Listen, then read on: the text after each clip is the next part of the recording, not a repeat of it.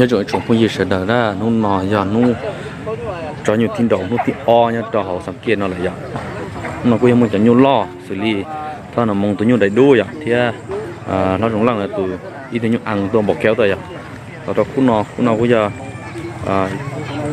ít tụi nó như là sáu mùng mông để tụi vậy chỉ nhắc các đồng bề trong lợi thì tụi nhiều ăn rồi ít chừng đâu mà không làm bề này cho nó muốn đầu thì cho xứ này cho nó có chừng đầu chỉ mua đấy nè cũng rong cơ kia tụi nó lại thả thì bữa nay giờ nó tối ra cho nó như cổ cho bây giờ nó như tới từ chấm ra cho nó như tới từ này thế này cú rong kia cú dân rong sụt xì kia nào tụi nó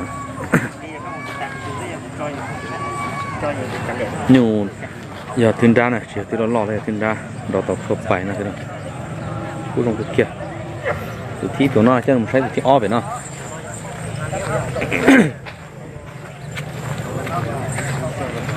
mà biết bây giờ lấy sáng mà tôi thế là tụi nó nè tụi nó giờ nó rủ lần nhớ cho sụm sắm mạch từ giờ bây giờ tụi nhau bọc keo tụi nhau hàn liên là liên rồi đấy tụi nhau đồ một con đồng bể cho nó này tụi nó dùng đồ lấy đũa này tụi nó như cú rồng kia rồi rong cho nó như khoan sân nằm lò thế này chỉ em nhìn như là đi là nó thế nào sẽ để chặt say là sao tụi ít biệt thằng tên nào vậy thay đổi sự tao sai này đâu thứ xứ nào cũng nó cũng tí nào cũng nó đâu thứ xứ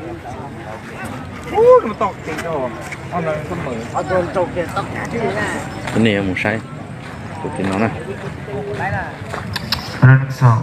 six, 1, 2, 2, hey. Run song, 3, 4, 6, 1, 2, 2, 2, 2, hey. Run song, 3, 4. Hello. Hello. Run song. Run song, 3, 4, 6, 1, 2,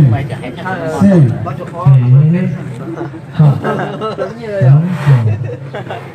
tụi nó lúc cho này đầy đủ nè ta chỉ mà nó lúc cho là thì chỉ bỏ lại bố ta chết nó là tụi nó bố tiết kia rồi cho năm ná từ nhau các bạn lấy cầu gì nè rồi kia lo cái kia ít tiền thế nào mà thay đến này sáng này sinh đồ nè ít tụi nó tụi như cho thế gì nó rung cái nào tụi nó tôm lần tiền cô tôi khóc ta lên nổi nữa ta nó thì thế thì cho nhiều nó lo rung câu thế này cho nó thì liền nó cũng rung cái kia thế thì mà bao nhiêu chỉ bao tiền giờ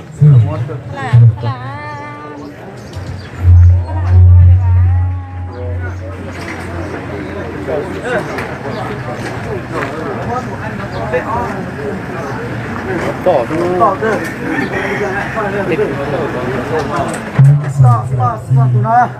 lớn to nó bé o này rồi qua chưa cái lò hả